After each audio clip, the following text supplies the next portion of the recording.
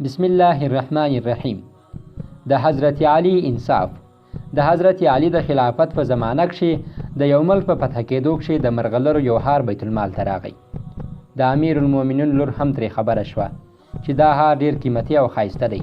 د اختر په ورځ دې بیبي د خزانې د افسر علي بن ابي رافع نه صرف د اختر د ورځې د استعمال دپاره په سوال وغوښتلو.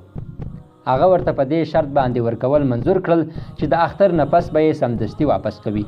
امیر المؤمنین چې کور ته تشریف راوړ نو په دغه هار باندې یې نظر پرېوته او د پیژندلو سره یې د لور نه تپوس وکړو چې دا دې د کوم ځای څخه راوړی دی. وړې بیبي ورته ځواب ورکړو چې د بیت المال د خزانهچي نه مې د یوې ورځې دپاره غوښتی دی.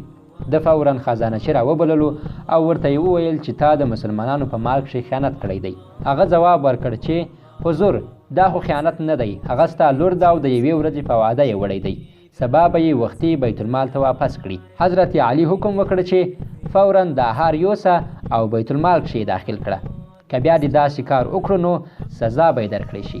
او لور ته یې وفرمایل ما ته په تا باندې ډېر افسوس دی، که دا هار تاسو سوالي نه وای غوښتی نو ته به ړومبۍ هاشمي مېرمنه وې چې د غلا په جرم کښې به دې لاس پرې کړی شوی وای. بیا یې وفرمایل ای د علي لورې، پوه شه چې دا هار د مسلمانانو د بیت المال ملکیت دی، دا ستا پلار نه دی. که ته د اختر په ورځ په دې هار باندې ډول کول غواړې نو د نورو ټولو مهاجرینو او انصارو لونه هم حقدار دي چې داسې هارونه واچوي. که مو ویډیو خوښه شوې وي نو زموږ ویډیو لایک او شیر کړئ، او یا هم کوم سوال یا نظر لرئ نو کومنټ وکړئ، او همدارنګه د نورو ګټورو ویډیوګانو لپاره زموږ یوټیوب چینل سبسکرایب کړئ.